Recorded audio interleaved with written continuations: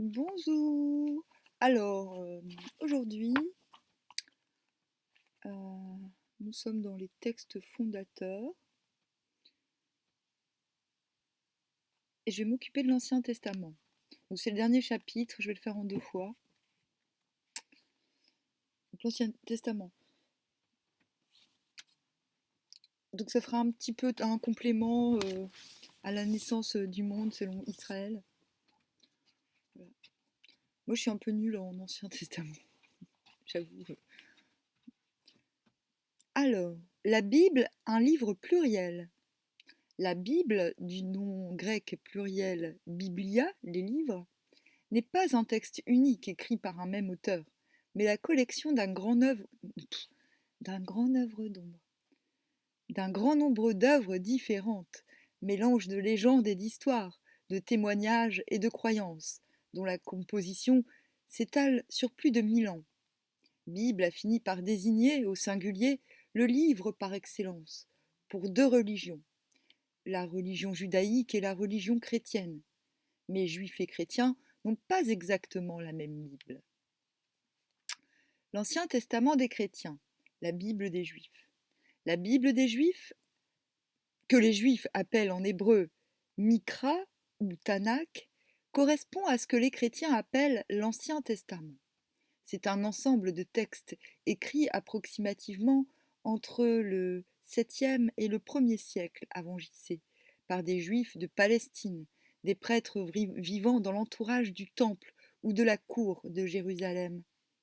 Certains rapportent des traditions qui remontent à une époque très reculée, peut-être le 12e siècle avant J.C. Ouais, donc c'est un livre pour les enfants, enfin, ou pour les ados, je ne sais pas. Mais je trouve qui reprend les textes fondateurs comme la Bible, l'Iliade, l'Odyssée, l'Énéide et les Métamorphoses d'Ovide. Et du coup, je me suis dit, bah, en fait, c'est pas mal d'adopter un point de vue pédagogique pour aborder. Parce que, bon, enfin, je trouvais que c'était agréable aussi d'aborder avec un point de vue pas trop chiant, pas trop expert.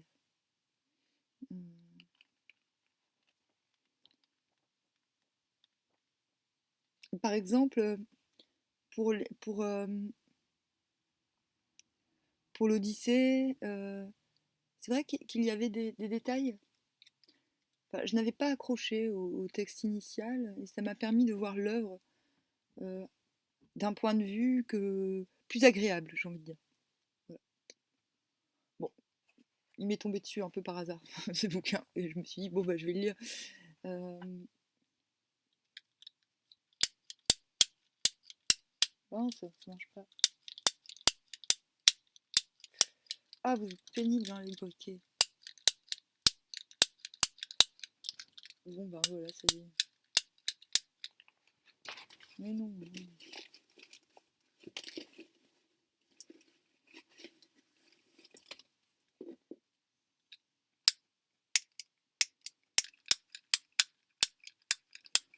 Ah, c'est pas vrai.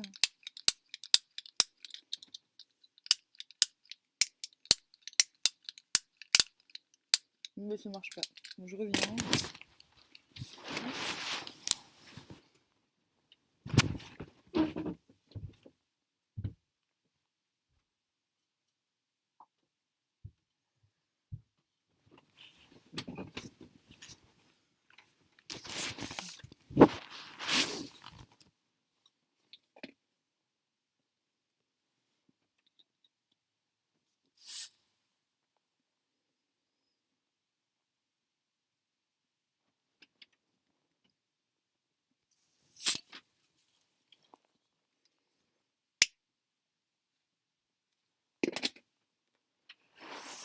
Bon, bah ça y est, c'est bon. Ah, mais décidément. Donc, de quoi je parlais, je sais plus.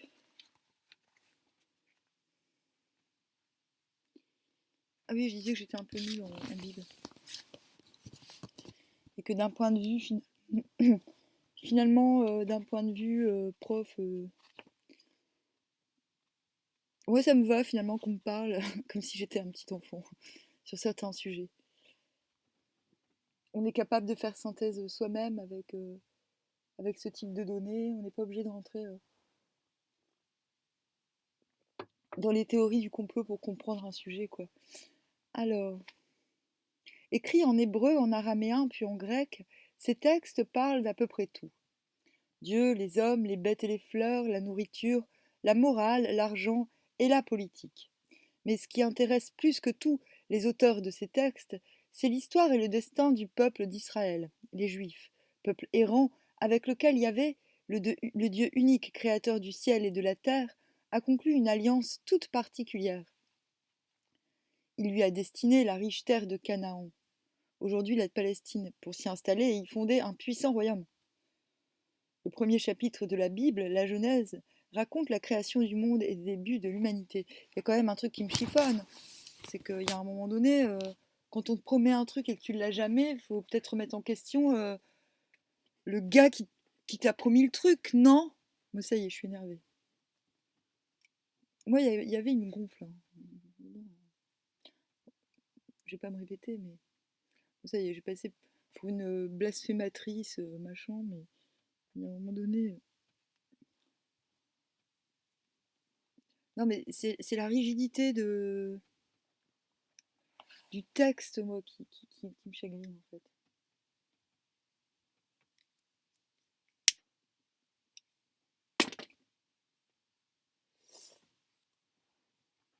La création du monde.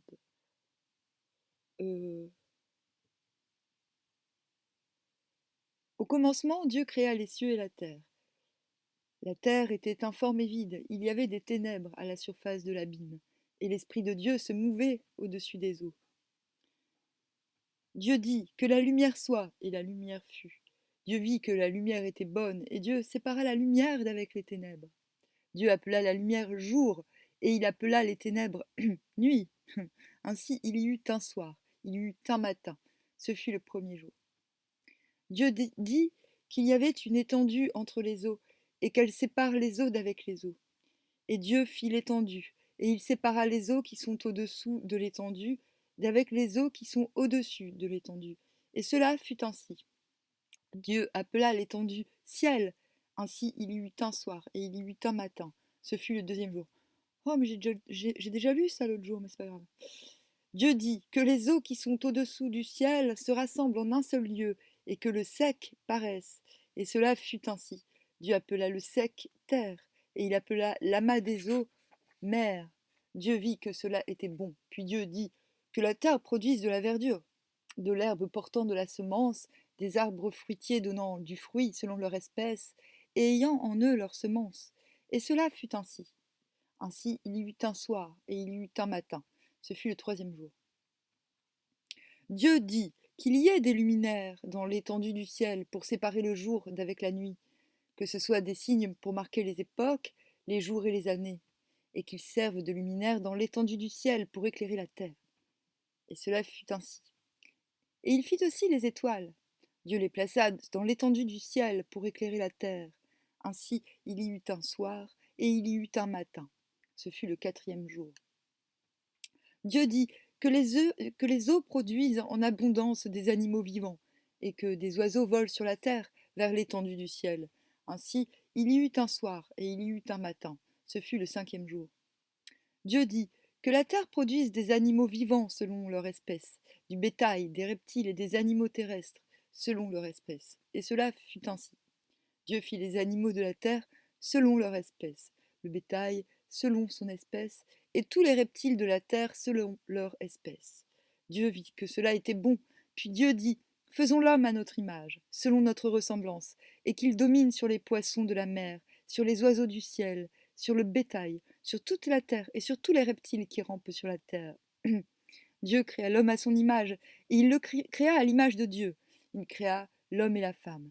Dieu les bénit, et Dieu leur dit, soyez féconds, multipliez-vous, remplissez la terre, et assujettissez-la, et dominez sur les poissons de la mer, sur les oiseaux du ciel, et sur tout animal qui se meut sur la terre.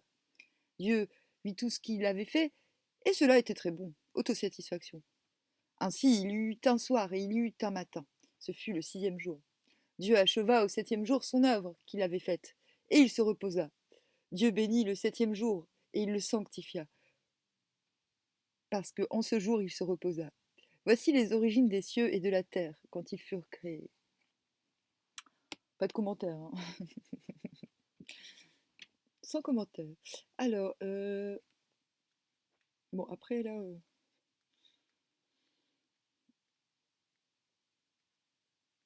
Ah ouais, c'est bon, c'est bon, c'est bon. Il y a des trucs sympas quand même qui arrivent, hein. Mais ça, c'est un peu barbant.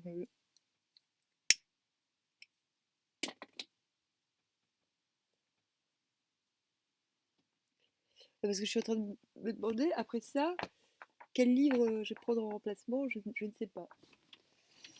Je ne sais pas. On verra. L'homme et la femme dans le jardin d'Éden. L'Éternel Dieu forma l'homme de la poussière de la terre. Il souffla dans ses narines un souffle de vie, et l'homme devint un être vivant. La poussière de la terre, ça peut être l'argile. Il y a différentes formes d'argile. C'est crédible, hein.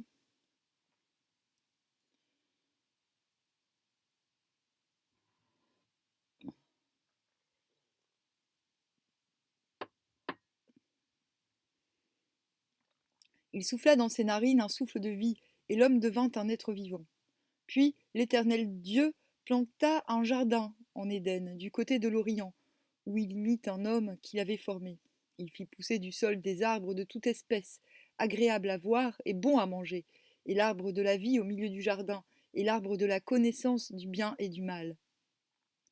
Un fleuve sortait d'Éden pour arroser le jardin, et de là il se divisait en 4 bras. L'Éternel Dieu prit l'homme et le plaça dans le jardin d'Éden pour le cultiver et pour le garder. Il donna cet ordre à l'homme. Tu pourras manger de tous les arbres du jardin, mais tu ne mangeras pas de l'arbre de la connaissance du bien et du mal, car le jour où tu en mangeras, tu mourras. L'Éternel Dieu dit, il n'est pas bon que l'homme soit seul, je lui ferai une aide semblable à lui. Alors l'Éternel Dieu fit tomber un profond sommeil sur l'homme, qui s'endormit. Il prit une de ses côtes et referma la chair à sa place. L'Éternel Dieu forma une femme de la côte qu'il avait prise de l'homme, et il la mena vers l'homme. L'homme et sa femme étaient tous deux nus, et ils n'en avaient point honte.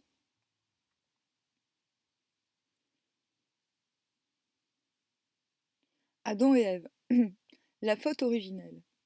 Le serpent était le plus rusé de tous les animaux des champs que l'Éternel Dieu avait fait. Il dit à la femme, Dieu a-t-il réellement dit, vous ne mangerez pas de tous les arbres du jardin?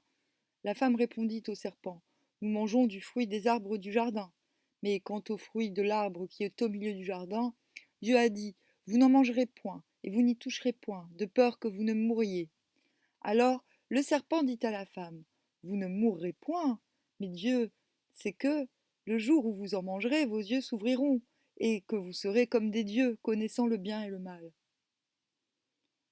Mais il est pas méchant le serpent, il a raison. Non? Bon, je sais pas. Après...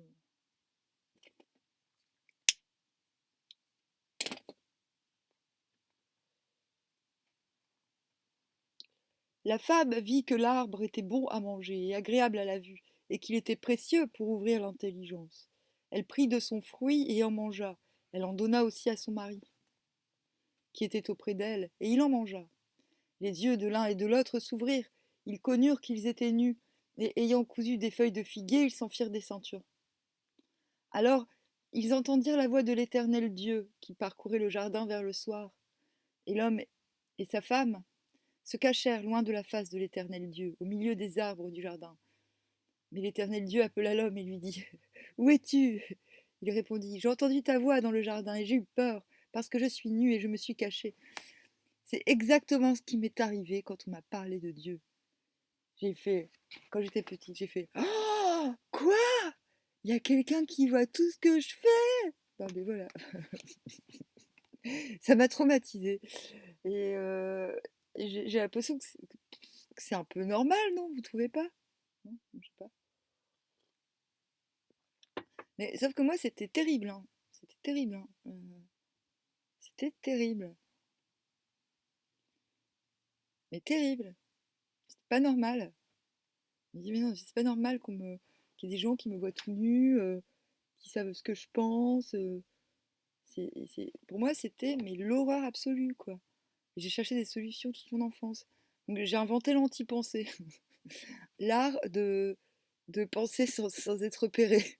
Parce que mais c'est de la pudeur, en fait, hein. C'est pas, c'est pas de la peur à l'état pur, c'est de la pudeur. Tu dis, oui, bon, tu te demandes, tu dis, mais comment je peux conserver mon libre arbitre et si quelqu'un, si Dieu a accès à mon être, non, mais vraiment, hein, ouais, l'existence de Dieu m'a perturbée, hein, quand j'étais petite. Alors,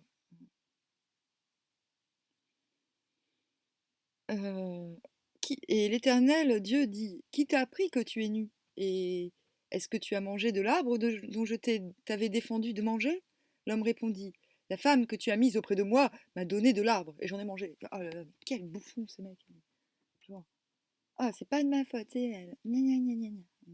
Ah, tiens, ça me rappelle quelqu'un. Tu sais, ces gens qui, à chaque fois qu'il y a un truc positif qui leur arrive, sont très fiers d'eux et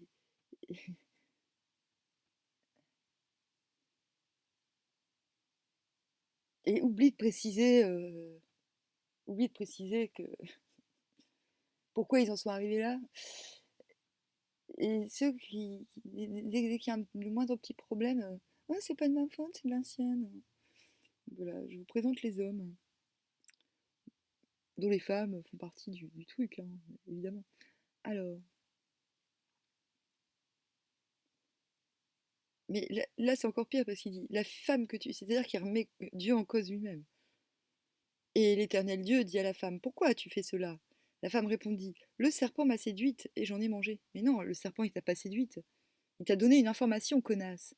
L'Éternel Dieu dit au serpent, ça y est, je vais passer pour une sataniste. Puisque tu as fait cela, tu seras maudit entre tout le bétail et entre tous les animaux des champs. Tu marcheras sur ton ventre et tu mangeras de la poussière tous les jours de ta vie. Il dit à la femme, j'augmenterai la souffrance de tes grossesses. Tu enfanteras avec douleur et tes désirs se porteront vers ton mari, mais il dominera sur toi. Connard. Ah, je déteste cette histoire. Je la trouve nulle à chier. Purée. Il dit à l'homme, puisque tu as écouté la voix de ta femme et que tu as mangé de l'arbre, genre, puisque t'es pas capable de penser par toi-même,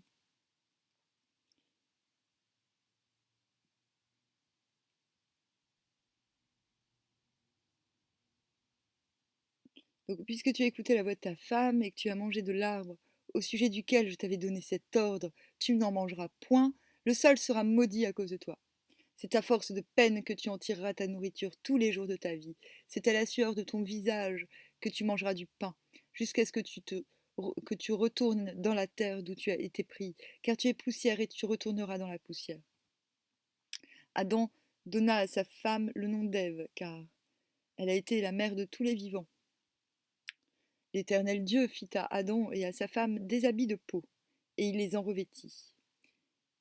Genre, il joue à la poupée Barbie, quoi. Alors, l'Éternel Dieu dit, voici, l'homme est devenu comme l'un de nous, pour la connaissance du bien et du mal. Empêchons-le maintenant d'avancer sa main, de prendre de l'arbre de vie, d'en manger et de vivre éternellement. Ah bah ça y est, nous y voilà. Et l'Éternel Dieu le chassa du jardin d'Éden, pour qu'il cultivât la terre d'où il avait été pris.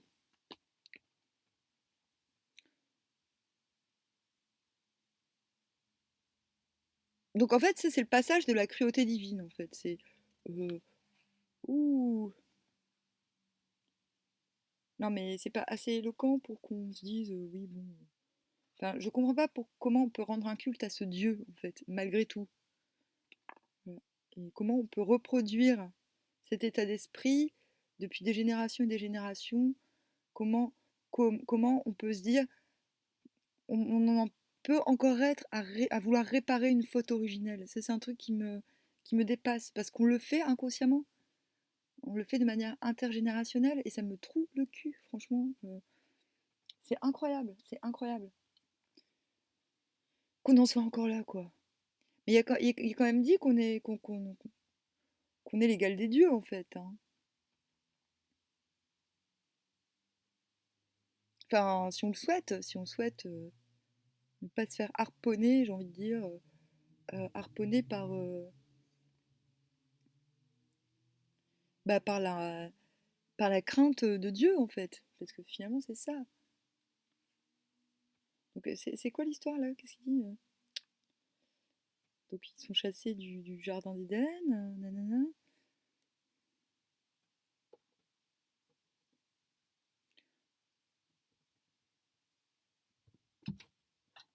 Empêchons-le maintenant d'avancer sa main, de prendre de l'arbre de vie, d'en manger et de vivre éternellement. C'est intéressant, ça, en fait.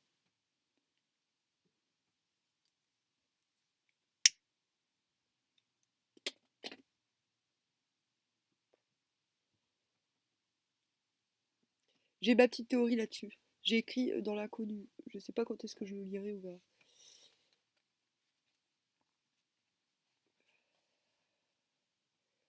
Enfin bon, ouais, ce morceau-là, il est intéressant, hein. Voilà, il est très intéressant. Mis à part la partie dogmatique pure qui explique pourquoi la femme doit obéir à son mari, pourquoi la faute, pourquoi.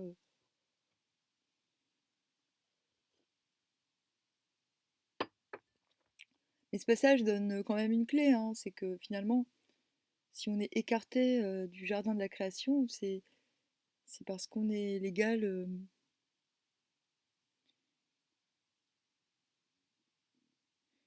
Parce que il y a aussi un truc très bizarre. Il dit voici l'homme est devenu comme l'un de nous, pour la connaissance du bien et du mal.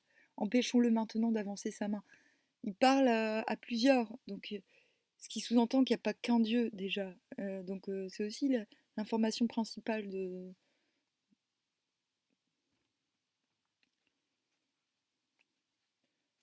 cette partie, de cette histoire. Alors, Caïn et Abel, le premier crime.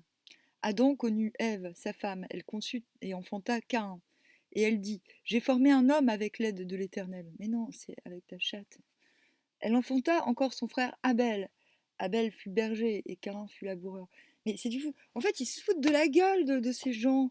Et ce texte a été pris au pied de la lettre, alors que ce texte, à la base, je suis désolée, mais un peu de nuance, quoi. Non, mais qu'il y ait des gens au XXIe siècle qui obéissent au pied de la lettre euh, et qui sont encore dans la crainte euh, de Yahvé, mais c'est incroyable. Alors que bah, il faut le voir d'un point de vue poétique et tragique, ce texte, quoi. Ça y est, je suis en colère. Alors, elle enfanta encore son frère Abel. Abel fut berger, et Caïn fut laboureur. Au bout de quelque temps, Caïn fit à l'Éternel une offrande, des fruits de la terre. Et Abel, de son côté, en fit une des premiers-nés de son troupeau et de leur graisse. L'Éternel porta un regard favorable sur Abel et sur son offrande, mais il ne porta pas un regard favorable sur Caïn et sur son offrande. Caïn fut très irrité et son visage fut abattu. Mais oui, les dieux, ils sont pas véganes, désolé.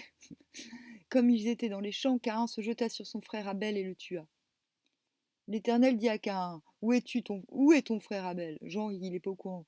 Il répondit, je ne sais pas, suis-je le gardien de mon frère? Et Dieu dit, qu'as-tu fait? La voix du sang de ton frère crie de la terre jusqu'à moi. Maintenant tu seras maudit de la terre qui a ouvert sa bouche pour recevoir de ta main le sang de ton frère. Quand tu cultiveras le sol, il ne te donnera plus sa richesse. Tu seras errant et vagabond sur la terre. Caïn dit à l'Éternel, mon châtiment est trop grand pour être supporté. Voici, tu me chasses aujourd'hui de cette terre. Je serai caché loin de ta face, je serai errant et vagabond sur la terre, et quiconque me trouvera me tuera. L'Éternel lui dit, mais c'est pas possible vu qu'il n'y a personne, vu que t'es le premier enfant du premier couple, donc qui c'est qui va te tuer? Si quelqu'un tuait Caïn, Caïn serait vengé cette fois. Et l'Éternel mit un signe sur Caïn pour que quiconque le trouverait ne le tuât point. Donc, en fait, ce qui implique... Non, mais parce que moi, je veux bien hein, que ce texte raconte que des trucs vrais, mais dans ce cas-là, il est mal interprété. Il est tellement mal interprété que tout le monde obéit au truc. Au lieu d'obéir au côté positif de la force, tout le monde obéit au côté obscur de la force. Et moi, c'est ce que je ne comprends pas avec la Bible, hein. Puis Caïn s'éloigna de la face de l'Éternel et habita dans la terre du Nord, à l'orient d'Éden. Donc Nod, pays inconnu. Euh, Ça me fait penser à Novgorod, mais bon, ça n'a peut-être rien à voir. Euh, ouais, qu'est-ce que je voulais dire là?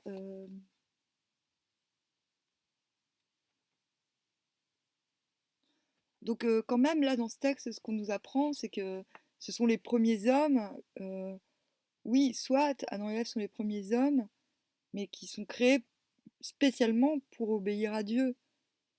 Mais là, ce qu'on nous explique, c'est qu'il y en a d'autres des hommes, vu qu'il a peur de se faire tuer par d'autres gens. Donc c'est qu'il y a d'autres gens en fait. Et, non? Caïn construisit la première ville. Il est ainsi le fondateur de la civilisation. Pour remplacer Abel, Adam a un autre fils, Seth, dont est issue toute une descendance d'hommes que l'on appelle les patriarches antidéluviens, c'est-à-dire d'avant le déluge. Tous jouissent d'une vie très longue. Mathusalem, par exemple, aurait vécu 969 ans.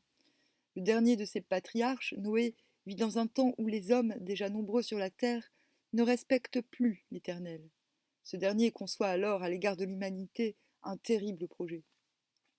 Voilà. Tu m'obéis pas, je te tue. Mais y a des parents, ils sont comme ça, hein.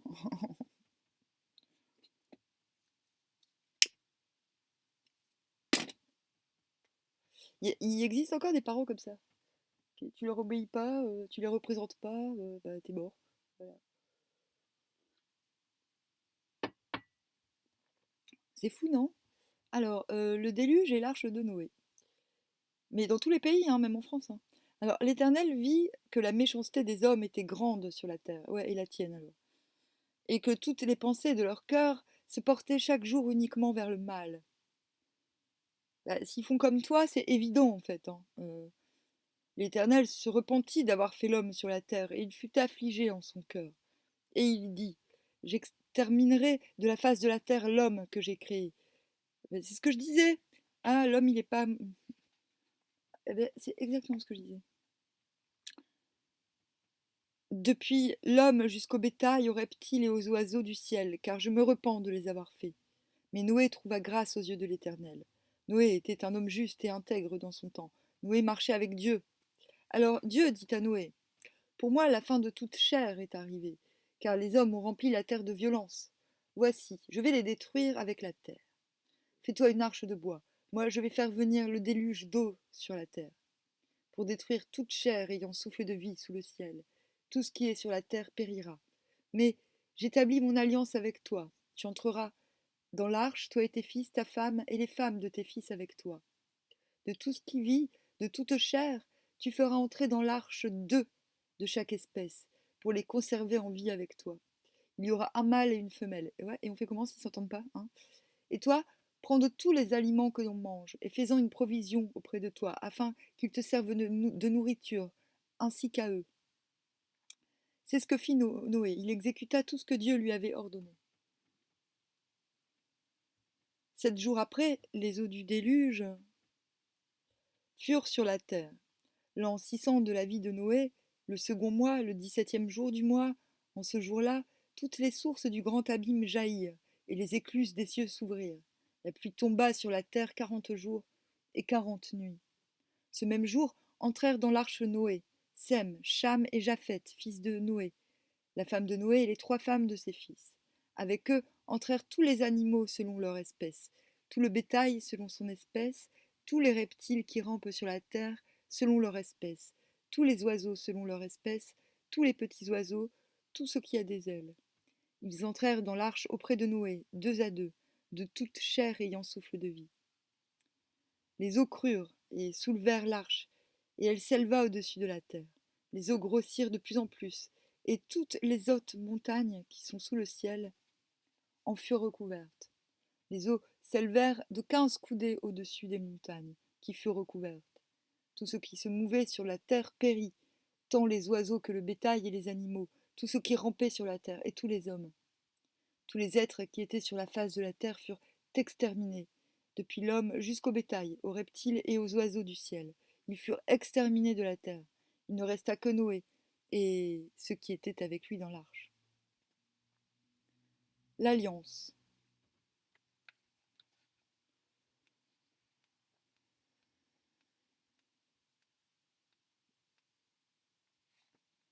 Au bout de 40 jours, Noé ouvrit la fenêtre qu'il avait faite à l'arche. Il lâcha le corbeau qui sortit, partant et revenant jusqu'à ce que les eaux eussent séché sur la terre. Il lâcha aussi la colombe pour voir si les eaux avaient diminué à la surface de la terre. Mais la colombe ne trouva aucun lieu pour se poser, et elle revint à lui dans l'arche, car il y avait des eaux à la surface de toute la terre. Il avança la main, la prit et la fit rentrer auprès de lui dans l'arche. Il attendit encore 7 autres jours, et il lâcha de nouveau la colombe hors de l'arche. La colombe revint à lui sur le soir. Une feuille d'olivier arrachée était dans son bec. Noé sut alors que les eaux avaient diminué sur la terre. Il attendit encore 7 autres jours, et il lâcha la colombe, mais elle ne revint plus à lui. Alors Dieu parla à Noé en disant, sors de l'arche, toi et ta femme, tes fils et les femmes de tes fils avec toi. Fais sortir avec toi tous les animaux de toute chair qui sont avec toi, tant les oiseaux que le bétail et tous les reptiles qui rampent sur la terre, qu'ils se répandent sur la terre, qu'ils soient féconds et se multiplient sur la terre.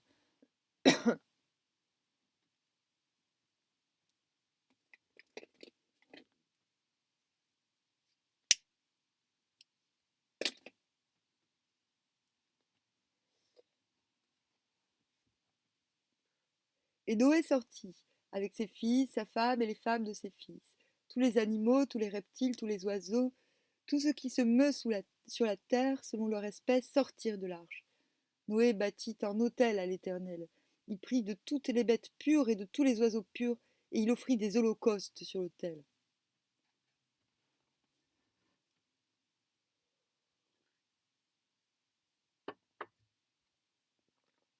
L'Éternel sentit une odeur agréable, et l'Éternel dit en son cœur, je ne maudirai plus la terre à cause de l'homme, parce que les pensées du cœur de l'homme sont mauvaises dès sa jeunesse, et je ne frapperai plus. D'où l'importance de leur faire entrer ce bouquin dans le crâne le plus tôt possible. Et je ne frapperai plus tout ce qui est vivant comme je l'ai fait. Tant que la terre subsistera, les semailles et la moisson, le froid et la chaleur, l'été et l'hiver, le jour et la nuit ne cesseront point. Ah, c'est trop sympa de ta part. Dieu bénit Noé et ses fils et leur dit, soyez féconds, multipliez-vous et remplissez la terre. Vous serez un sujet de crainte et d'effroi pour tout animal de la terre, pour tout oiseau du ciel, pour tout ce qui se meut sur la terre, et pour tous les poissons de la mer. Ils sont livrés entre vos mains. Tout ce qui se meut, qui a vie, vous servira de nourriture. Je vous donne tout cela comme l'herbe verte. Seulement, vous ne mangerez point de chair avec son âme, avec son sang.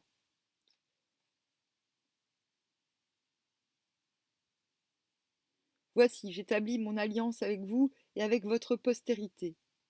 Après vous, avec votre postérité après vous. Et il n'y aura plus de déluge pour détruire la terre. C'est ici le signe de l'alliance que j'établis entre moi et vous, et tous les êtres vivants qui sont avec vous pour les générations à toujours. Donc là, il est en train de nous dire, bon, il n'y aura plus jamais de déluge, plus jamais de fin du monde.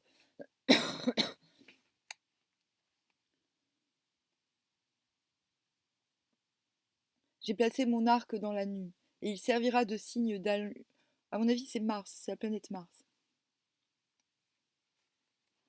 Et il servira de signe d'alliance entre moi et la terre.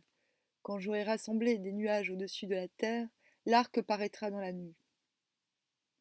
Je me souviendrai de mon alliance entre moi et vous, et tous les êtres vivants de toute chair, et les eaux ne deviendront plus un déluge pour détruire toute chair. Noé vécut, après le déluge, 350 ans. Tous les jours de Noé furent de 950 ans. Puis il mourut. Ce sont des fils de Noé que sont sorties les nations qui se sont répandues sur la terre après le déluge. Oh purée, j'ai du mal.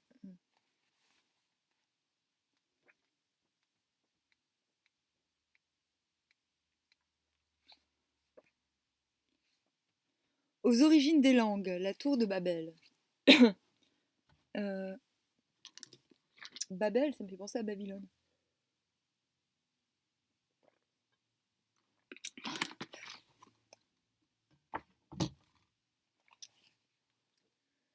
Par leur descendance, les trois fils de Noé, Sem, Cham et Japheth, repeuplent la terre. Mais cette nouvelle humanité nourrit des ambitions trop orgueilleuses aux yeux de Dieu. Bah, qu'est-ce qui... Vous voyez, il tient pas ses promesses. Il dit, ouais, il y aura plus de déluge, il y aura plus d'extinction, machin, mais vous allez voir. Toute la terre avait une seule langue, et les mêmes mots. Les hommes dirent, allons, bâtissons-nous une ville et une tour dont le sommet touche au ciel, et faisons-nous un nom, afin que nous ne soyons pas dispersés sur la face de toute la terre. L'Éternel descendit pour voir la ville et la tour que bâtissaient les fils des hommes. Et l'Éternel dit, voici, ils forment un seul peuple, et ont tous une même langue, et c'est là qu'ils ont entrepris. Maintenant, rien ne les empêcherait de faire tout ce qu'ils auraient projeté. Allons, descendons, et là confondons leur langage, afin qu'ils n'entendent plus la langue les uns des autres. Donc il parle bien à ses potes Dieu, hein. Ce qui me fait penser quand même que, en fait, à l'époque d'Adam et Ève, Adam finalement il servait juste à faire des gosses avec des déesses, non? Donc il y avait les fils des dieux et les fils des hommes, qui ne sont pas pareils. Donc, voilà. On peut se dire ça, hein, parce que bizarrement, allons, descendons, et là confondons leur langage. Donc là, euh, il dit que Dieu est le seul Dieu, machin, machin, mais en fait non, il a des copains, hein. Et l'Éternel les dispersa loin de là, sur la face de toute la terre, et ils cessèrent de bâtir la ville. C'est pourquoi on l'appela du nom de Babel, car c'est là que l'Éternel confondit le langage de toute la terre. Et c'est de là que l'Éternel dispersa les hommes sur la face de toute la terre. Ok. Abram, futur Abram. Abram, fils de Téra, descendant de Sem, vit à Charan, ou Charan, non loin de Babel, en Mésopotamie. Dieu le choisit pour devenir l'ancêtre d'une grande nation. L'Éternel dit à Abram, va-t'en de ton pays, de ta patrie, et de la maison de ton père, dans le pays que je te montrerai. Je ferai de toi une grande nation, et je te bénirai. Je rendrai ton nom grand, et tu seras une source de bénédiction. Viens avec moi, tu seras une star. Je bénirai ceux qui te béniront, et je maudirai ceux qui te maudiront, et toutes les familles de la terre seront bénies en toi. Abraham, Abraham partit, comme l'Éternel le lui avait dit, et Lot, son neveu, partit avec lui. Abraham était âgé de 75 ans lorsqu'il sortit de Charan. Abraham prit Sarah, sa femme, et Lot, fils de son frère, avec tous les biens qu'ils possédaient et les serviteurs qu'ils avaient acquis à Charan. Ils partirent pour aller dans le pays de Canaan, et ils arrivèrent au pays de Canaan. Abraham parcourut le pays jusqu'au lieu nommé Sichem, jusqu'aux chênes de Morée. L'Éternel apparut à Abraham et dit, je donnerai ce pays à ta postérité.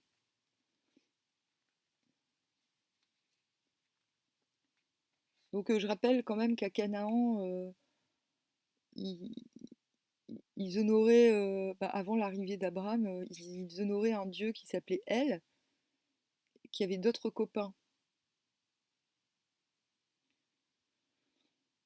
Et du coup, c'est de là que vient le terme Elohim. Donc c'est un petit peu une parodie des Elohim. C'est-à-dire c'est la suite de l'histoire des Elohim, en fait, la Bible. Je sais pas si c'est très clair, mais il y a d'autres vidéos sur la naissance du monde selon ce qu'il y a avant Israël. et Israël. Alors, Abraham part pour le pays de Canaan avec Sarah, son épouse, Lot, son neveu, ses serviteurs et ses biens. Il y mène une vie nomade. Yahvé lui apparaît en vision et renouvelle ses promesses. Il change son nom Abraham en Abraham et lui promet une descendance aussi nombreuse que les étoiles, qui possédera le pays de Canaan et dont tous les enfants mâles seront circoncis à l'âge de 8 jours. Cette circoncision est le signe de l'alliance entre Dieu et le peuple sémitique, c'est-à-dire descendant d'Abraham et de son ancêtre Sem. Dieu permet enfin à Sarah, la femme d'Abraham, stérile et âgée de 90 ans, d'avoir le fils que le couple n'espérait plus, c'est Isaac. Mais au moment même où il comble Abraham de bonheur, Dieu le soumet à une terrible épreuve. J'ai peur. Dieu mit Abraham à l'épreuve et lui dit: Prends ton fils, ton unique, celui que tu aimes, Isaac. Va-t'en au pays de Morija, et là offre-le en holocauste sur l'une des montagnes que je te dirai. Abraham se leva de bon matin, sella son âne et prit avec lui 2 serviteurs et son fils Isaac. Il fendit du bois pour l'holocauste et partit pour aller au lieu que Dieu lui avait dit. Alors Isaac, parlant à Abraham, son père, lui dit: Mon père, voici le feu et le bois, mais où est l'agneau pour l'holocauste? Abraham répondit: Mon fils, Dieu se pourvoira lui-même de l'agneau pour l'holocauste. Et ils marchèrent tous deux ensemble. Putain, ça me dégoûte. Lorsqu'ils furent arrivés au lieu que Dieu lui avait dit, Abraham y éleva un autel et rangea le bois. Il lia son fils Isaac et le mit sur l'autel, par-dessus le bois. Puis Abraham étendit la main et prit le couteau pour égorger son fils. Alors l'ange de l'Éternel l'appela des cieux et dit: Abraham, Abraham, n'avance pas ta main sur l'enfant et ne lui fais rien, car je sais maintenant que tu crains Dieu et que tu ne m'as pas refusé ton fils, ton unique. Abraham leva les yeux et vit derrière lui un bélier retenu dans un buisson par les cornes. Et Abraham alla prendre le bélier et l'offrit en holocauste à la place de son fils. Quelle horreur! Non mais... Quelle horreur! Le peuple d'Israël en Égypte. Ouais, prouve-moi que tu m'aimes et tue ton fils. Non mais... Non mais les gens, ils obéissent à ça, quoi, depuis 2000 ans. Non, depuis 4000 ans, je sais pas. Ainsi Isaac vivra. Il épousera Rebecca et son fils Jacob. Jacob, ah, putain, mais moi je suis Isaac, mon père, mais je l'envoie bouler sec, quoi. Non mais au secours! Au secours! Il épousera Rebecca et son fils Jacob, appelé encore Israël par Yahvé, donnera son nom à toute sa descendance. Les 12 enfants de Jacob donneront, eux, leur nom aux 12 tribus de ce peuple d'Israël. Mais pour l'heure, cette grande famille qui compte 70 individus ne peut pas, ne peut pas vivre au pays de Canaan. Une famine les pousse à s'exiler en Égypte, où leurs descendants resteront plus de 4 siècles et peu à peu formeront un véritable peuple. C'est ce que je disais la dernière fois. Quand on raconte que les Égyptiens sont barrés de... non. Pendant l'exode de Moïse, là, que les Juifs se sont barrés d'Égypte parce qu'ils étaient esclaves, mais c'est faux. Ils n'étaient pas du tout esclaves. Bah, ils étaient juste fous. Enfin, ils étaient...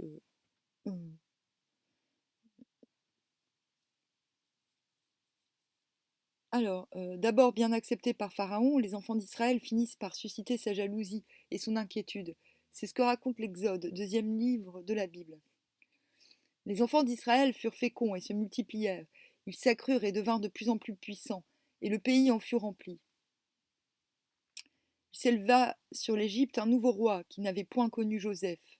Il dit à son peuple: Voilà les enfants d'Israël qui forment un peuple plus nombreux et plus puissant que nous.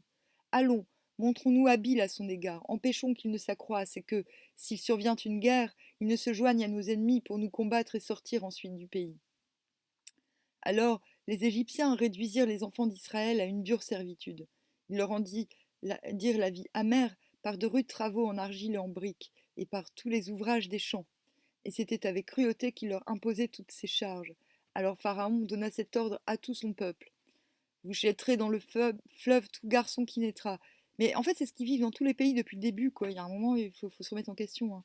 Alors Pharaon donna cet ordre à tout son peuple. Vous jetterez dans le fleuve tout garçon qui naîtra, et vous laisserez vivre toutes les filles. Un homme de la maison de Lévi avait pris pour femme une fille de Lévi. Cette femme devint enceinte et enfanta un fils. Elle vit qu'il était beau, et elle le cacha pendant 3 mois. Ne pouvant plus le cacher, elle prit une caisse de jonc, qu'elle enduisit de bitume et de pois. Elle y mit l'enfant et le déposa parmi les roseaux sur le bord du fleuve. La sœur de l'enfant se tint à quelque distance pour savoir ce qui lui arriverait. La fille de Pharaon descendit au fleuve pour se baigner, et ses compagnes se promenèrent le long du fleuve. Elle aperçut la caisse au milieu des roseaux, et elle envoya sa servante pour la prendre. Elle l'ouvrit et vit l'enfant. C'était un petit garçon qui pleurait. Elle en eut pitié et dit: C'est un enfant des Hébreux. Alors la sœur de l'enfant dit à la fille de Pharaon: Veux-tu que j'aille te chercher une nourrice parmi les femmes des Hébreux pour allaiter cet enfant? Va, lui répondit la fille de Pharaon. Et la jeune fille alla chercher la mère de l'enfant. La fille de Pharaon lui dit: Emporte cet enfant et allaite-le-moi. Je te donnerai ton salaire. La femme prit l'enfant et l'allaita. Quand il eut grandi, elle l'amena à la fille de Pharaon, et il fut pour elle comme un fils. Elle lui donna le nom de Moïse, car, dit-elle, je l'ai retiré des eaux. Non, ce que je veux dire, c'est qu'en fait, ils partageaient la même culture.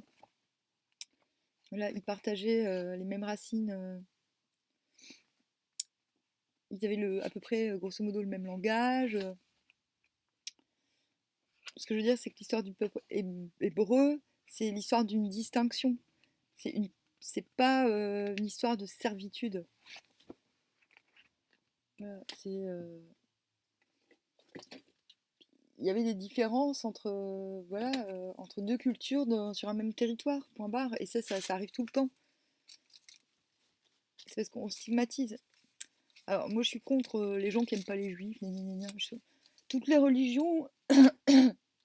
Moi, je respecte les religions, mais il y a un moment, il faut arrêter de. Il faut quand même se rendre compte que.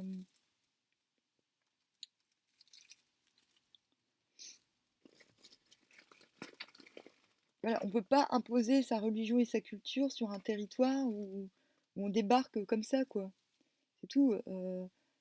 C'est normal, finalement. Après, ce qui n'est pas normal, c'est de tuer tous les gamins des gens. C'est ridicule.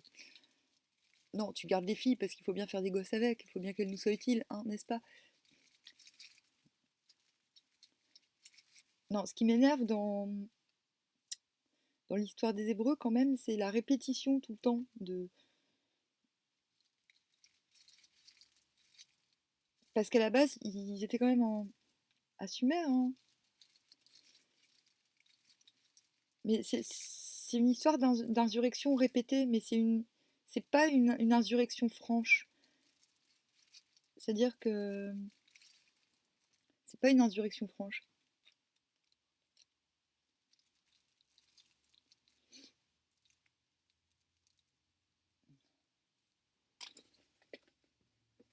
Finalement, quand on n'arrive pas à imposer son culte au pays dans lequel on est, ben on se barre ailleurs, et puis on réessaye.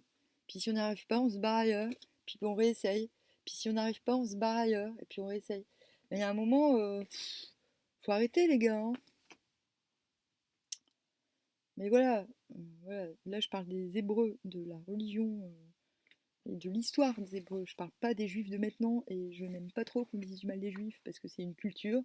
Les gens, ils sont libres d'avoir la religion, d'avoir leur morale interne, j'ai envie de dire, à partir du moment où ils l'imposent pas aux autres.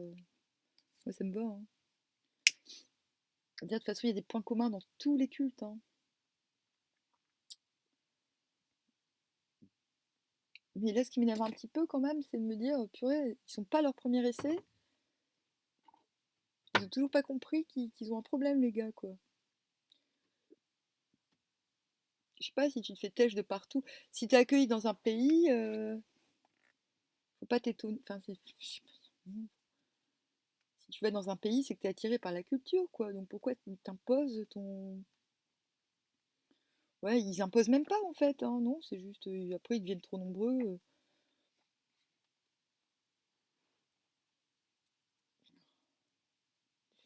Mais bon, visiblement, ils se sont fait têche de Canaan, mais ils ont quand même repris. En fait, à chaque fois qu'ils se font têche d'un pays, ils parodient la. C'est ça qui m'énerve, ils parodient. C'est ça.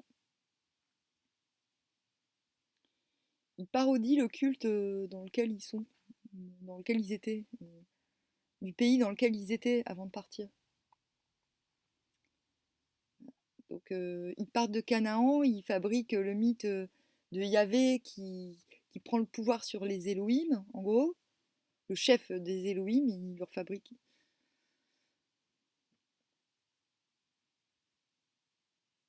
Quand ils ont parti Sumer, Mésopotamie, Babylone pour aller à Canaan, qu'est-ce qu'ils ont fait? Oui, c'est ça en fait. C'est ça qui me paraît un peu redondant.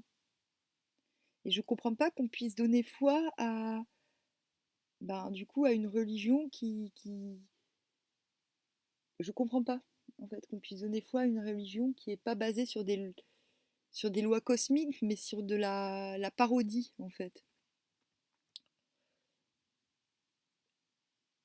Sur la parodie de systèmes qui semblaient fonctionner et dans des territoires donnés. Mais cela dit, quand ils sont arrivés en Égypte, visiblement, ils avaient déjà une langue commune, hein. Donc ça, je le précise dans d'autres vidéos. Ils avaient déjà une langue commune, une culture antédiluvienne, j'ai envie de dire, une culture commune. Ils sont cousins, en fait, déjà, de base.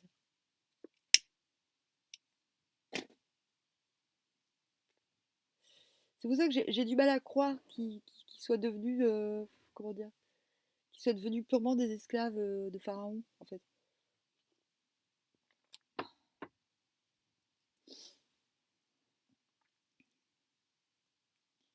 Et aussi, il y a un truc qui me fait penser que ben, le fait de raconter ces mésaventures, euh, c'est comme enfin, le fait de dire, bon, bah, on est les esclaves de machin, on se barre, on est les esclaves de machin, on se barre, on est... Finalement, c'est comme si le fait de baser sa religion sur ça a poussé la suite des événements à recontinuer sans cesse la même histoire. C'est complètement incroyable, je comprends pas en fait, il y a un truc qui m'échappe.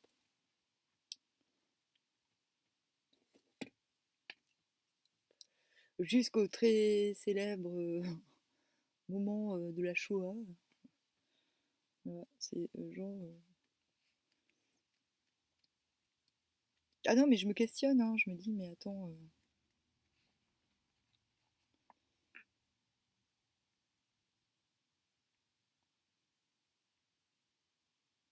Il y a d'une part le fait incroyable d'obéir à un Dieu unique, mais en plus, les Égyptiens, ils ont fait pareil, je sais pas si c'était à ce moment-là précisément,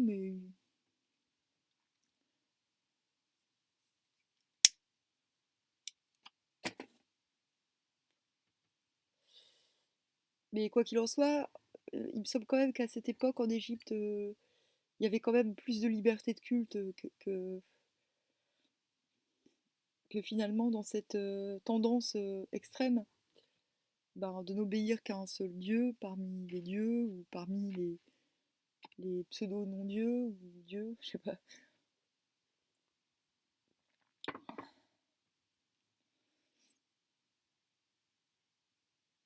En tout cas, voilà, il y a quand même l'idée que obéir à un seul dieu et répudier tous les autres est la cause claire euh, et précise du fait qu'ils se fassent qu'ils se fassent dégager partout là où ils vont, hein. C'est pas pour dire, mais et je dis pas que enfin, je suis pas en train de dire que c'est bien ou c'est mal, mais je suis en train de dire que quand même, enfin voilà, ils étaient quand même dans une dynamique.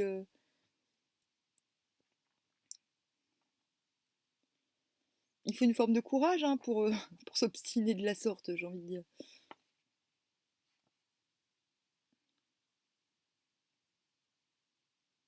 Puis en plus, d'autant plus un dieu qui est pas très sympa avec eux, quoi. Enfin, Oui, tu vas tuer ton enfant, machin. Non mais attends, putain. Non mais il y a quand même quelque chose d'affolant dans tout ça. J'ai envie de dire.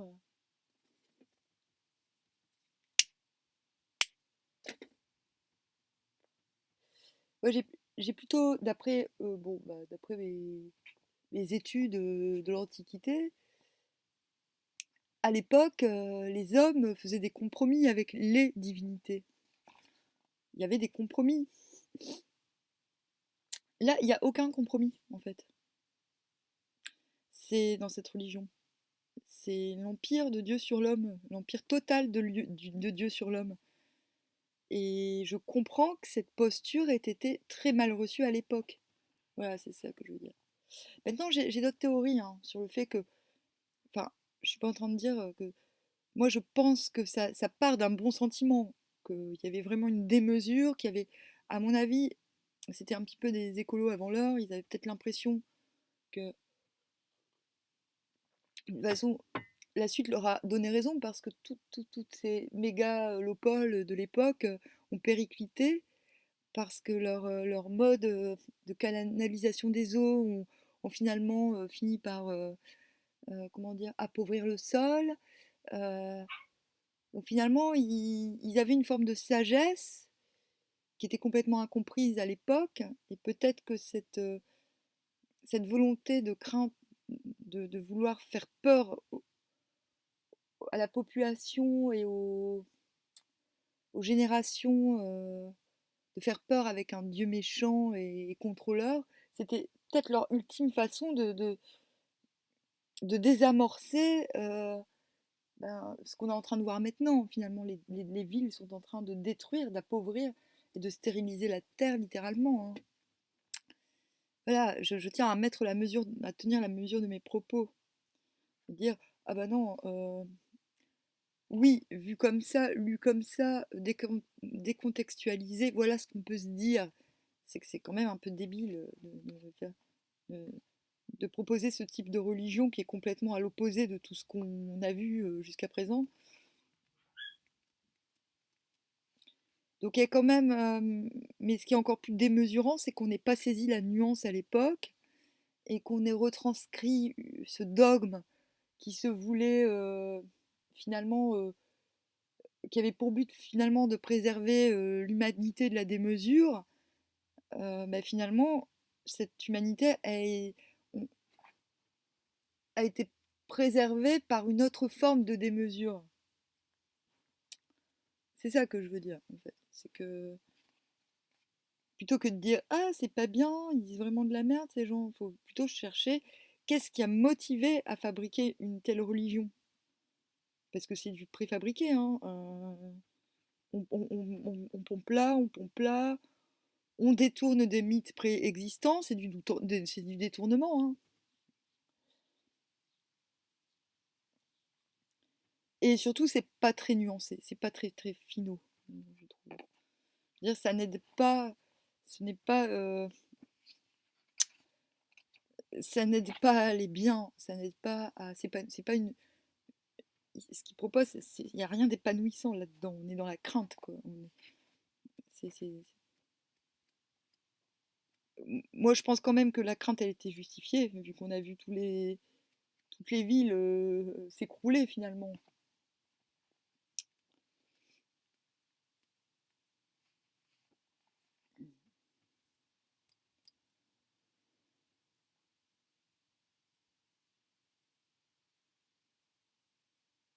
Mais c'est pour ça que c'est important enfin, je trouve, bah, même si on n'est pas réceptif, de quand même s'intéresser à ce qui se passait à l'époque, autour, plutôt que de juger comme ça, dire ah mais eux, vraiment leur religion, c'est de la merde. Non, en fait, ce qui est intéressant dans une religion, c'est de se dire mais qu'est-ce qui a fait naître cette religion finalement? Pourquoi elle est née? Et surtout, bon bah, s'interroger, te dire mais finalement pourquoi elle a été si largement recopiée?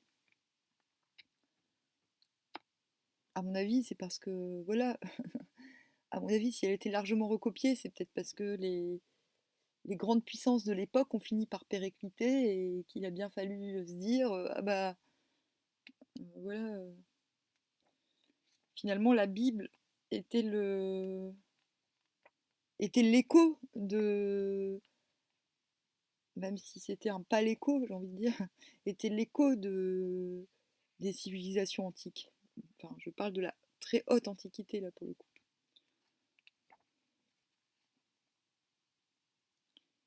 Finalement, la Bible est pleine de traces de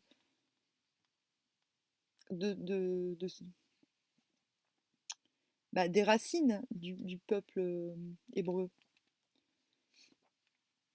Mais il y a quand même l'idée que les Hébreux se sont désolidarisés de leur, voilà, de leur cocon, quoi.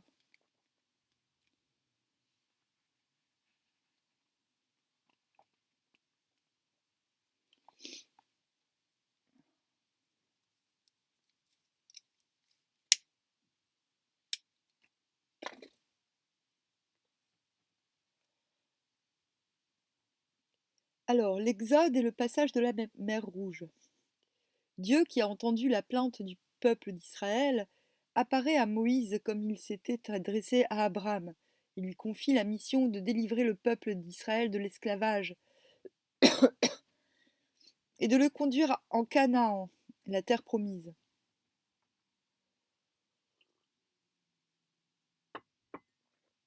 Pour forcer Pharaon à laisser partir les Hébreux, Dieu envoie une série de calamités sur l'Égypte. Lorsque Dieu en une nuit fait mourir tous les premiers-nés d'Égypte, Pharaon laisse partir les Hébreux, mais il revient aussitôt sur sa décision.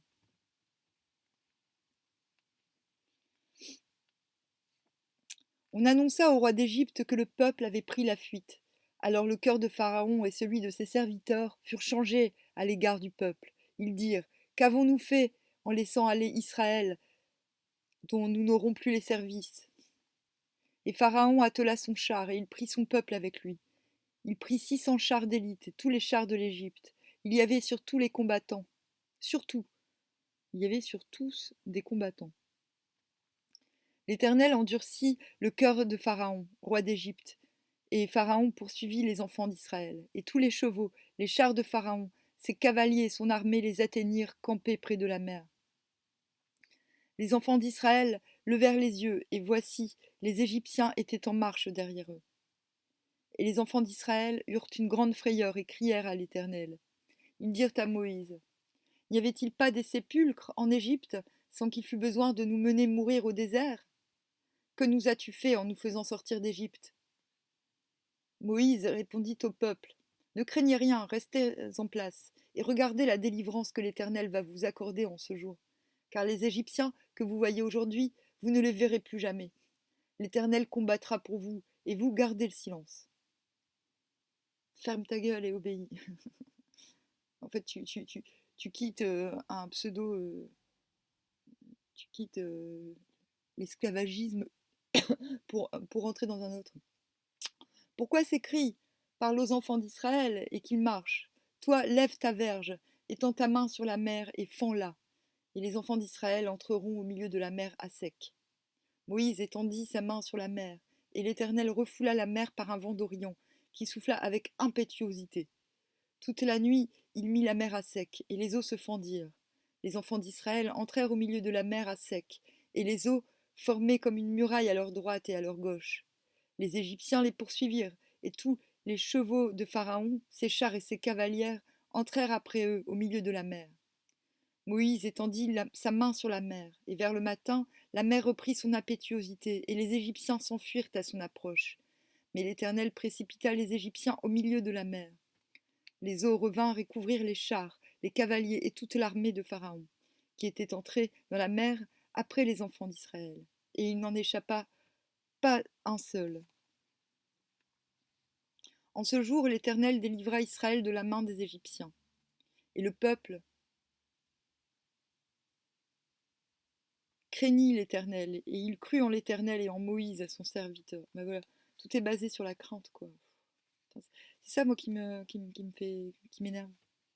Je comprends le concept de crainte divine, mais pas la crainte de Yahvé, en fait. Parce que pour moi, Yahvé, enfin, je veux dire, c'est pas un exemple. Enfin voilà, non, la crainte divine n'est pas la crainte du Dieu, du Dieu unique. Enfin, pour moi, c'est la crainte divine, c'est ce qui permet finalement c'est ce qui permet de ne pas entrer dans une forme de démesure. euh, mais, mais quand tu es perpétuellement dans la crainte de Dieu, bah, t'es pas non plus dans la mesure, j'ai envie de dire. Donc moi je suis très dubitative sur cet épisode, hein. Même si j'adorais le film Les Dix Commandements quand j'étais petite. euh, et bien entendu, quand t'es petit, tu regardes ça, tu dis ah les Égyptiens ils sont trop méchants et tu te tiens avec les Hébreux. Là je suis un peu plus mitigée du coup. Je me dis ouais bon, on a quand même affaire à des gens ben voilà, qui sont quand même voilà, ils critiquent une certaine démesure d'un côté, mais cette démesure, ils sont en plein dedans également. Voilà, c'est ça qu'il faut se rappeler. Il faut se dire, mais finalement,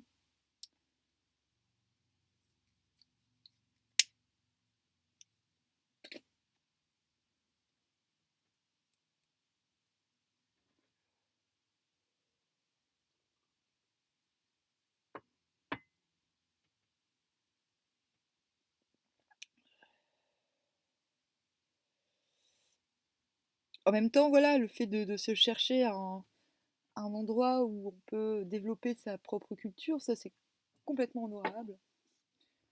Et je comprends même pas pourquoi on empêche des gens qui sont d'accord entre eux de vivre ensemble.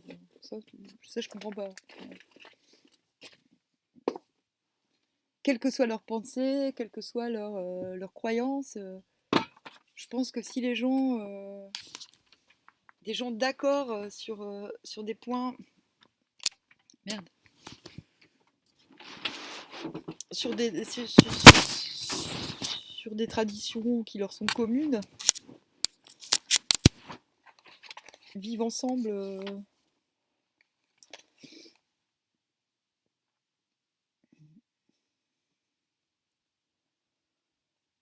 Enfin voilà, quoi qu'il en soit, je comprends pas pourquoi on les empêche de vivre ensemble, ces gens qui. Et je pense que voilà, ce qu'on appelle les juifs maintenant, qu'ils soient pratiquants ou non, ne sont pas les Hébreux de l'époque. Voilà, donc c'est même s'il y a des choses qui me choquent sur le texte,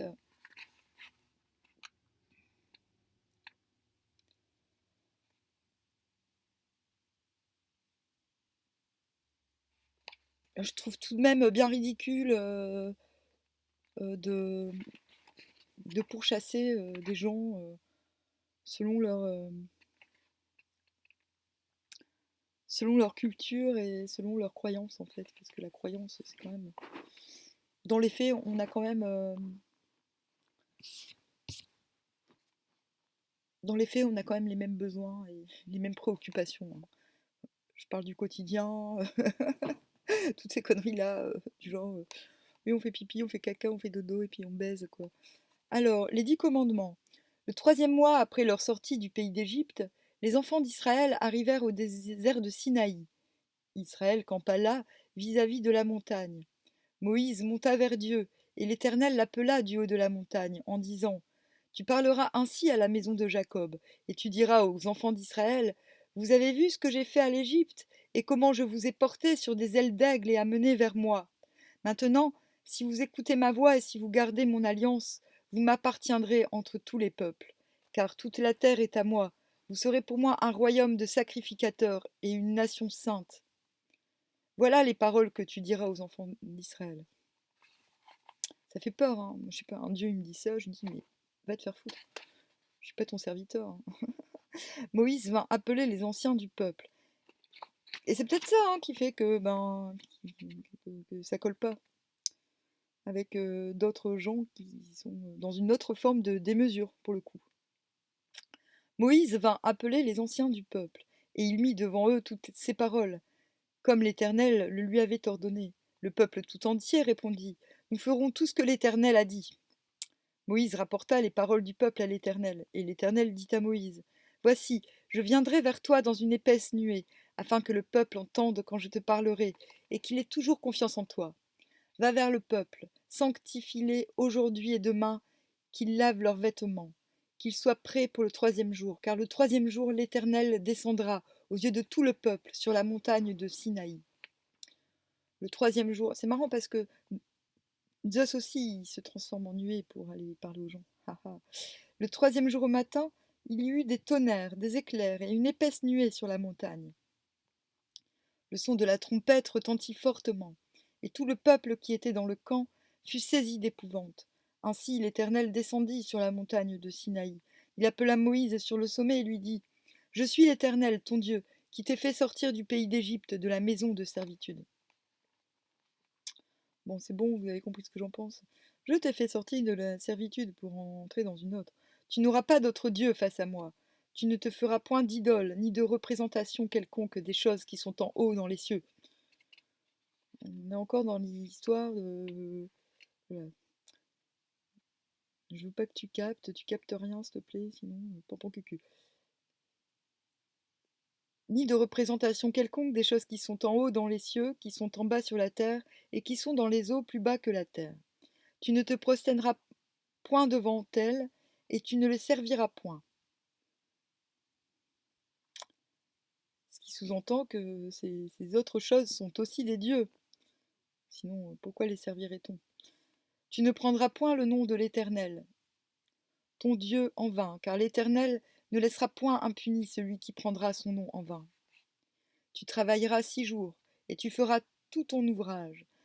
C'est pas vrai ce qu'il dit, hein, parce que, excuse-moi, mais tous les gens qui se prennent pour Dieu, s'il te plaît, il y en a tellement... Des fois, je me dis, il y a plus de gens qui se prennent pour Dieu que de gens qui se prennent pas pour Dieu, finalement, sur cette terre. Tu travailleras 6 jours et tu feras tout ton ouvrage. Mais le 7e jour est le jour du repos de l'Éternel, ton Dieu. Tu ne feras aucun ouvrage, ni toi, ni ton fils, ni ta fille, ni ton serviteur, ni ta servante, ni ton bétail, ni l'étranger qui est dans tes portes. Honore ton père et ta mère, afin que tes jours se prolongent dans le pays que l'Éternel, ton Dieu, te donne. Tu ne tueras point, tu ne commettras point d'adultère, tu ne déroberas point. Tu ne porteras point de faux témoignages contre ton prochain. Tu ne convoiteras point ta maison, la maison de ton prochain. Tu ne convoiteras point la femme de ton prochain, ni son serviteur, ni sa servante, ni son bœuf, ni son âne, ni son âme non plus, ni aucune chose qui appartienne à ton prochain. Moïse vint rapporter au peuple toutes les paroles de l'Éternel et toutes les lois. Le peuple entier répondit d'une même voix, Nous ferons tout ce que l'Éternel a dit. Mais ces lois en elles-mêmes, elles sont simples et efficaces, hein. Moi, j'ai rien contre, hein. J'aimais quand même une nuance à tu ne tueras point. Enfin, excuse-moi, si on t'attaque, faut bien que tu te défendes, hein. Alors, les 10 commandements sont inscrits sur les tables de la loi. En plus, tu ne tueras point, mais tu as le droit de faire des sacrifices à ton Dieu, quoi. C'est ambigu. Le tu ne tueras point est très ambigu, en fait. Par contre, le reste, ça me semble assez logique. Les 10 commandements sont inscrits sur les tables de la loi, déposées dans l'arche d'alliance, un coffret recouvert d'or, symbolisant la présence de Dieu au milieu du peuple d'Israël. Moïse meurt dans le désert avant d'avoir pu conduire son peuple dans le pays de Canaan. Ce sera le privilège de Josué, qui succède à Moïse à la tête des tribus d'Israël.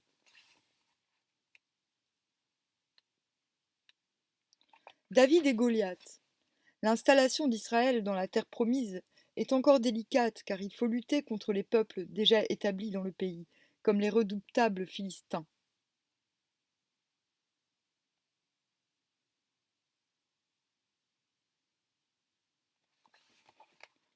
Pour mieux les affronter, les 12 tribus se donnent un premier roi, Saül. Mais mécontent de Saül, Dieu le frappe de folie et choisit d'élever à sa place un jeune berger venu de Bethléem, David. Celui-ci est d'abord appelé à la cour de Saül pour ses talents de musicien, mais il se distingue bientôt par sa bravoure. Les Philistins réunirent leurs armées pour faire la guerre. Saül et les hommes d'Israël se rassemblèrent aussi. Ils se mirent en ordre de bataille contre les Philistins. Les Philistins étaient vers la montagne d'un côté, et Israël était vers la montagne de l'autre côté. La vallée les séparait. Un homme sortit alors du camp des Philistins et s'avança entre les deux armées. Il se nommait Goliath. Il était de Gath, et il avait une taille de 6 coudées et un empan. Sur sa tête était un casque d'airain, et il portait une cuirasse à écailles du poids de 5000 cycles d'airain, donc environ 60 kilos, et il faisait plus de 2,80 m. Sur sa tête était un casque d'airain, oui, il avait il avait aux jambes une armure d'airain et un javelot d'airain entre les épaules. Le bois de sa lance était comme une ensouple de tisserand, et la lance pesait 600 cycles de fer. Celui qui portait son bouclier marchait devant lui. Le Philistin s'arrêta, et s'adressant aux troupes d'Israël rangées en bataille, il leur cria: Pourquoi sortez-vous pour vous ranger en bataille? Ne suis-je pas le Philistin, et n'êtes-vous pas des esclaves de Saül? Choisissez un homme qui descende contre moi. S'il peut me battre et qu'il me tue, nous vous serons assujettis. Mais si je l'emporte sur lui et que je le tue, vous nous serez assujettis et vous nous servirez.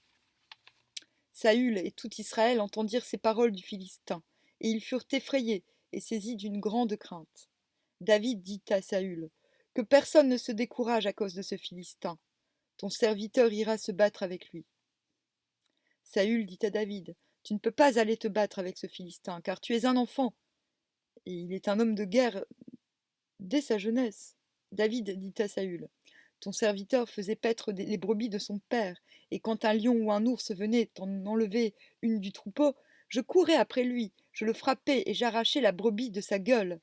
S'il se dressait contre moi, je le saisirais par la gorge, je le saisissais par la gorge, je le frappais et je le tuais. C'est ainsi que ton serviteur a terrassé le lion et l'ours, et il en sera du Philistin comme de l'un d'eux, car il a insulté l'armée du Dieu vivant. L'Éternel, qui m'a délivré de la griffe du lion et de la patte de l'ours, me délivrera aussi de la main de ce Philistin. Ah, je trouve cette allégorie super belle. Le fait que finalement le berger, l'allégorie du berger, du jeune berger, qui est plus apte que quiconque à combattre, ça me va, moi. Hop.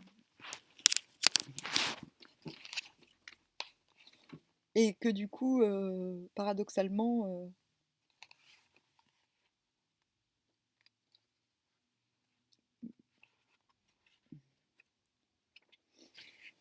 que les gens des villes ne prennent pas au sérieux la force d'un berger, en fait. Ça me parle aussi.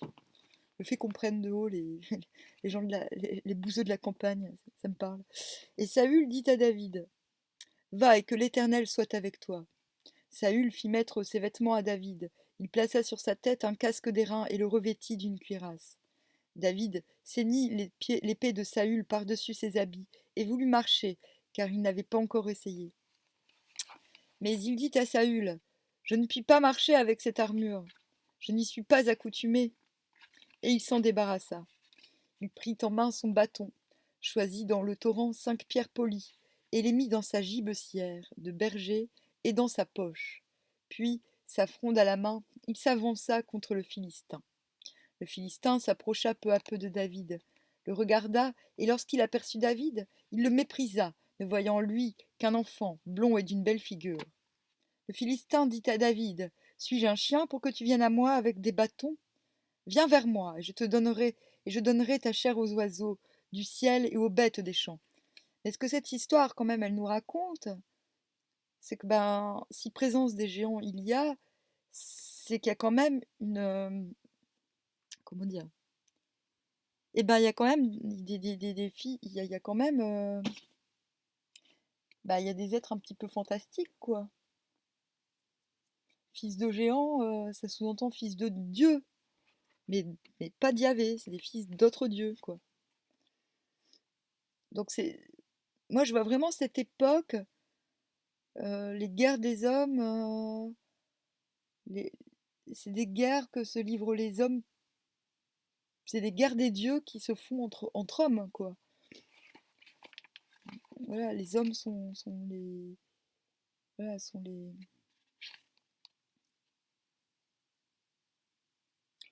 voilà, les hommes combattent au nom de leur divinité ou bon, je sais pas si on peut me suivre très facilement, mais j'ai l'impression que c'est clair. Tu marches contre moi avec l'épée, la lance et le javelot, et moi je marche contre toi au nom de l'Éternel des armées, du Dieu de l'armée d'Israël, que tu as insulté. Aujourd'hui, l'Éternel te livrera entre mes mains. Je t'abattrai et je te couperai la tête. Aujourd'hui, je donnerai les cadavres du camp des Philistins aux oiseaux du ciel et aux animaux de la terre. Et toute la terre saura qu'Israël a un Dieu. Et toute cette multitude saura que ce n'est ni par l'épée, ni par la lance que l'Éternel sauve, car la victoire appartient à l'Éternel, et il vous livre entre nos mains. Aussitôt que le Philistin se mit en mouvement pour marcher au-devant de David, David courut sur le champ de bataille, à la rencontre du Philistin. Il mit la main dans sa gibecière, y prit une pierre et la lança avec sa fronde. Il frappa le Philistin au front, et la pierre s'enfonça dans le front du Philistin, qui tomba, le visage contre terre. Ainsi, avec une fronde et une pierre, David fut plus fort que le Philistin. Il le terrassa et lui ôta la vie, sans avoir d'épée à la main. Il courut, s'arrêta près du Philistin, se saisit de son épée qu'il tira du fourreau, le tua et lui coupa la tête. Les Philistins, voyant que leur héros était mort, prirent la fuite, et les hommes d'Israël et de Juda poussèrent des cris et allèrent à la poursuite des Philistins, jusque dans la vallée et jusqu'aux portes d'Écron. Jaloux des succès de David, le roi Saül le poursuit de sa haine, avant de se donner la mort à la suite d'une défaite contre les Philistins. David lui succède sur le trône de Juda et d'Israël, et soumet définitivement les Philistins, ainsi que d'autres peuples voisins.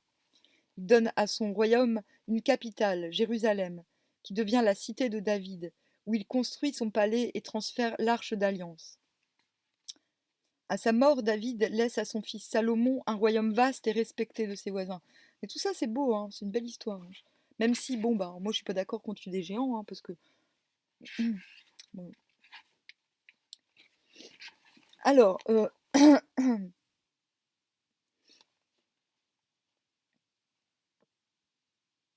d'autant plus que nous, on descend tous de ces gens, hein. Faut pas oublier, c'est nos ancêtres, hein. Donc moi, ça me fait marrer les gens qui disent ouais, j'aime pas les juifs, bah c'est tes grands-parents. Bon, arrière, arrière, arrière, arrière, arrière, arrière.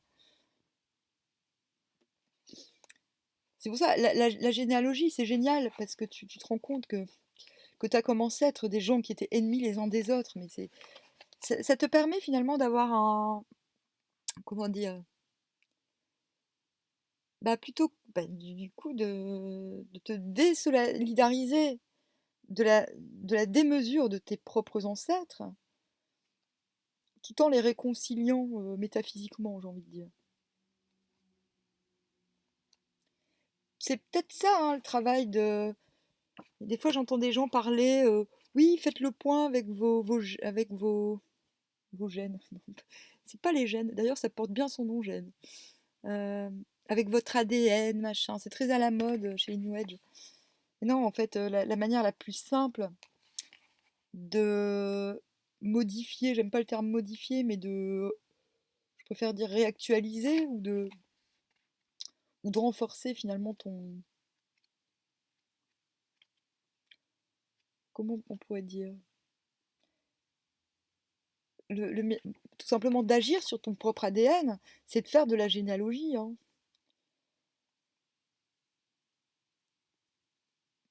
Ça te permet consciemment, ben, bah déjà d'apprendre à aimer, d'apprendre à aimer des choses, des aspects ben, des aspects ignorés de ta personnalité finalement. Je vais donner un exemple. Par exemple, moi j'ai dans mon arbre, comme beaucoup de gens, hein, c'est pas exceptionnel, j'ai dans mon arbre Simon de Montfort qui est allé défoncer la gueule des cathares, et j'ai les princes cathares, quoi. Les chevaliers cathares sont aussi dans mon arbre. Bah, du coup, tu peux pas nier qu'ils sont tous tes ancêtres. Du coup, tu peux pas en aimer un et pas aimer l'autre parce que tu rejettes une part de toi. Du coup, ça t'apprend à avoir une forme de compassion et d'être en paix avec tes ancêtres. Ça veut pas dire que tu valides tout ce qu'ils ont été, mais c'est une façon aussi de prendre le. Non seulement tu te désolidarises des actes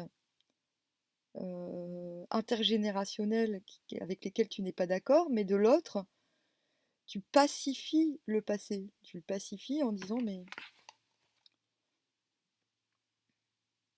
bah, finalement, tu te rends compte que tu es le symbole. Tu dis, ah, mais finalement, je suis le symbole de la paix. Ma naissance est la preuve de, de, de la paix entre ses ennemis, finalement. Bon, c'est un petit exemple, hein, mais je suis convaincue que ça agit sur l'ADN, ce type de démarche généalogique. Le fait ne serait-ce que d'avoir la simple connaissance de, de ses ancêtres permet finalement de. Parce que des fois on est attiré par des histoires, on, on se prend corps et âme dans un combat historique. Et en fait, quand on fait son arbre, on se rend compte que pas du tout. En fait, nos ancêtres, c'est les autres, c'est ceux qui sont de l'autre camp. Et là, c'est la route. Tu te dis, oh non, oh, en fait, c'est les méchants, mes ancêtres. Oh, sniff. Non, moi, ça m'est pas arrivé personnellement parce que je crois que je suis trop ouverte d'esprit pour rentrer dans un. Mais du coup, voilà, pour moi, le fait de parler comme ça du peuple d'Israël, c'est l'occasion de faire un point sur toutes ces notions. Parce que oui, évidemment, il y a des trucs vraiment. Pff, non, mais il y a des trucs pénibles hein, dans la Bible, hein. Je suis désolée. Dire le contraire, c'est quand même c'est quand même la mode de dire ah mais tout ce qui est dans la Bible, faut le prendre au pied de la lettre.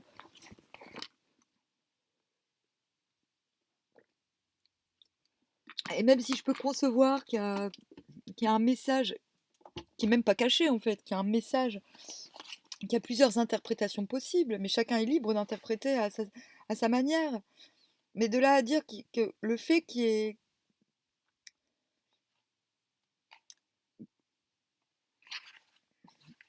une interprétation plus haute que celle qui est une interprétation plus symbolique et plus noble du texte comme ça qu'on lit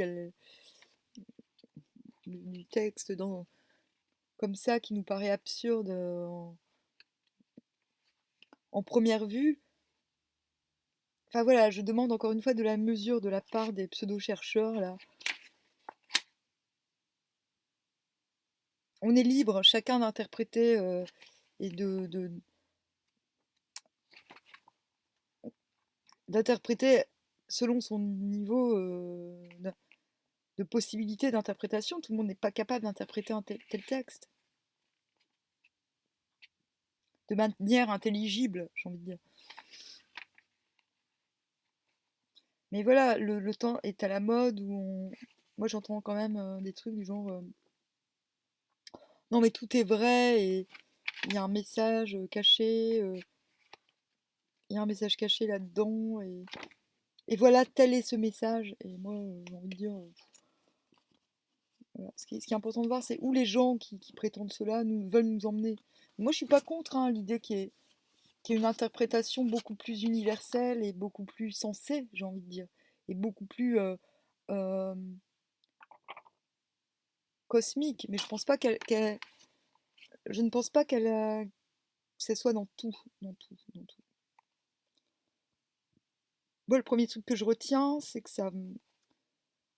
qu'un enfant qui a accès à ces textes, ben, il est dans la crainte. Moi, ce que je vois, c'est qu'à première vue, finalement, ce texte, il fait mal, il fait mal. C'est pas un texte d'amour, hein. Moi, je suis désolée.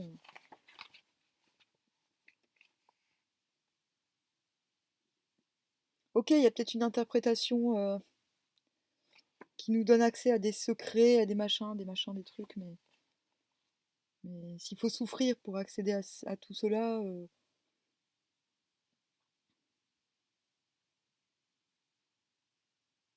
je préfère la poésie. Parce que la poésie, elle nous donne accès à l'indicible avec des vibrations plus harmoniques, j'ai envie de dire. Et finalement, c'est ça que je reproche à la Bible, c'est que la poésie, elle a disparu. Il y a certains passages, hein, notamment Job, qui sont très poétiques et où il faut pas trop d'efforts pour choisir le sens qu'on veut en donner au poème et de comprendre que le texte renferme une nuance. Et là, tout ce que je lis depuis tout à l'heure, j'y arrive pas, hein, c'est pas très nuancé, c'est pas qu'on ne me dise pas que les textes que je viens de lire détiennent des secrets alchimiques, hein. J'ai envie de dire, bon bah, j'en connais d'autres qui sont, j'en connais d'autres et j'en connais d'autres qui sont plus efficaces, dirons-nous. Alors, c'est le dernier point. Après, on passera au Nouveau Testament, mais pas aujourd'hui. Alors, le jugement de Salomon. Salomon, dont le nom signifie le pacifique, inaugure alors un règne de paix et de prospérité. C'est lui qui bâtit le temple de Jérusalem, destiné à abriter l'arche d'alliance. Mais il est encore plus connu pour sa légendaire sagesse. Mais ça, par exemple, je mets pas trop de. Moi, je mets pas de.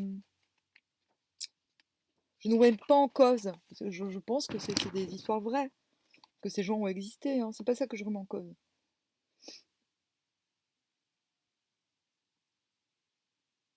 Salomon s'allia par mariage avec Pharaon, roi d'Égypte. Il prit pour femme la fille de Pharaon, et il la mena dans la ville de David, jusqu'à ce qu'il eût achevé de bâtir sa maison, la maison de l'Éternel, et le mur d'enceinte de Jérusalem.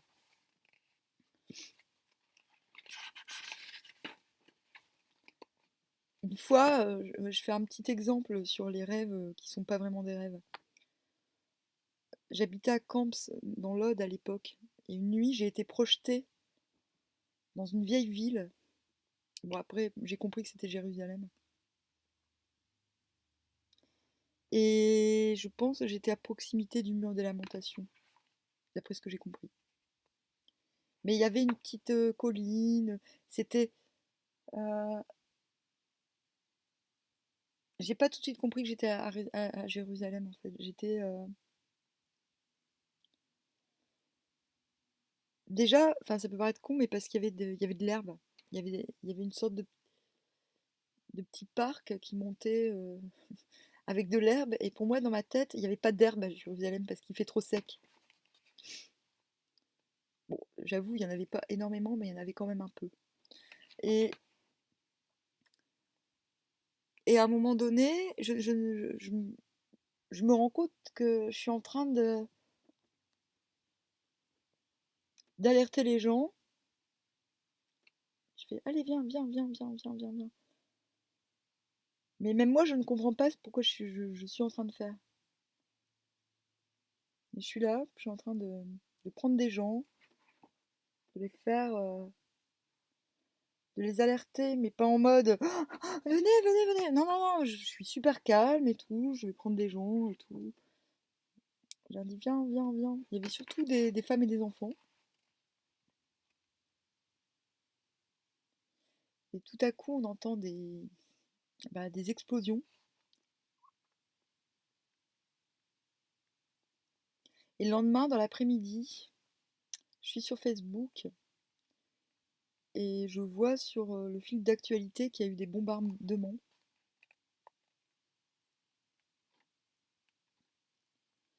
Et je pense, ça parlait du mur des lamentations aussi. Et là, j'ai reconnu. J'ai reconnu l'endroit où j'étais. Et là, j'ai dit, ah ok, en fait, c'était pas un rêve normal cette nuit. Voilà, c'est juste une petite anecdote qui explique pourquoi j'arrive à faire la distinction entre les vrais rêves et les rêves qui sont pas vraiment des rêves. Je ne dis pas que j'étais moi concrètement avec mon corps en train de sauver des gens. Je dis que peut-être par empathie, je me suis retrouvée dans la situation.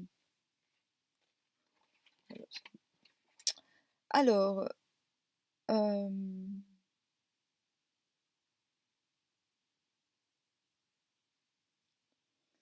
à Gabaon, l'Éternel apparut en songe à Salomon pendant la nuit. Ah bah tiens. Et le Dieu lui dit, demande ce que tu veux, que je te donne. Salomon, oh, il a de la chance, Salomon. Salomon répondit, tu as traité avec une grande bienveillance ton serviteur David, mon père, parce qu'il marchait en ta présence dans la fidélité, dans la justice et dans la droiture de cœur envers toi. Tu lui as conservé cette grande bienveillance, et tu lui as donné un fils qui est assis sur son trône, comme on le voit aujourd'hui. Maintenant, Éternel, mon Dieu, tu as fait régner ton serviteur à la place de David, mon père. Et moi, je ne suis qu'un jeune homme, je n'ai point d'expérience.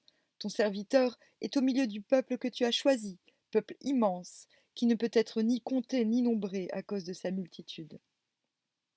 Accorde donc à ton serviteur un cœur intelligent pour juger ton peuple, pour discerner le bien du mal. Car qui pourrait juger ton peuple, ce peuple si nombreux? Cette demande de Salomon plut au Seigneur. Et Dieu lui dit, puisque c'est là ce que tu demandes, puisque tu ne demandes pour toi ni une longue vie, ni les richesses, ni la mort de tes ennemis, et que tu demandes de l'intelligence pour exercer la justice, voici, j'agirai selon ta parole. Je te donnerai un cœur sage et intelligent, de telle sorte qu'il n'y aura eu personne avant toi, et qu'on ne verra jamais personne de semblable à toi. Je te donnerai en outre ce que tu n'as pas demandé, des richesses et de la gloire, de telle sorte qu'il n'y aura pendant toute ta vie aucun roi qui soit ton pareil. Et si tu marches dans mes voies, en observant mes lois et mes commandements, comme l'a fait David, ton père, je prolongerai tes jours. Salomon s'éveilla, et voilà le songe. Salomon revint à Jérusalem et se présenta devant l'arche de l'alliance de l'Éternel.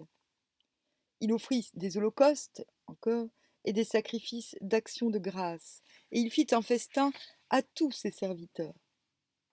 Alors deux femmes prostituées vinrent chez le roi et se présentèrent devant lui. L'une des femmes dit, pardon, mon seigneur, moi et cette femme, nous demeurions dans la même maison, et je suis accouchée près d'elle dans la maison.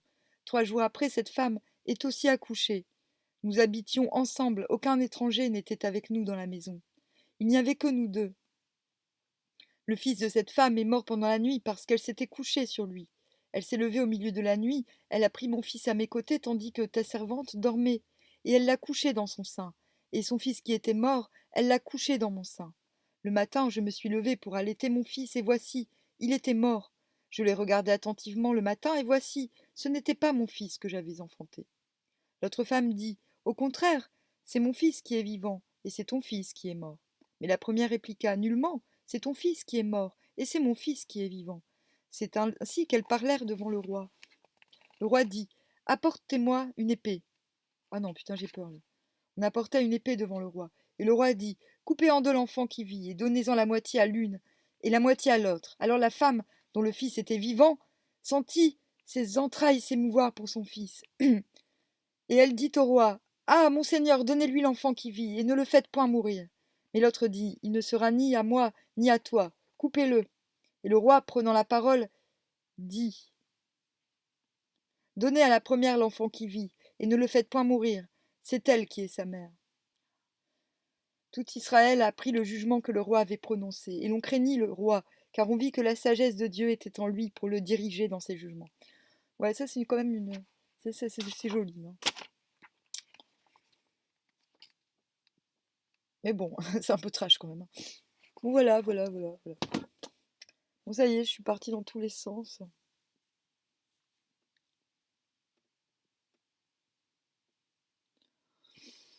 Bon, voilà, bah, qu'est-ce qu'on peut dire d'autre? Bah, rien, hein.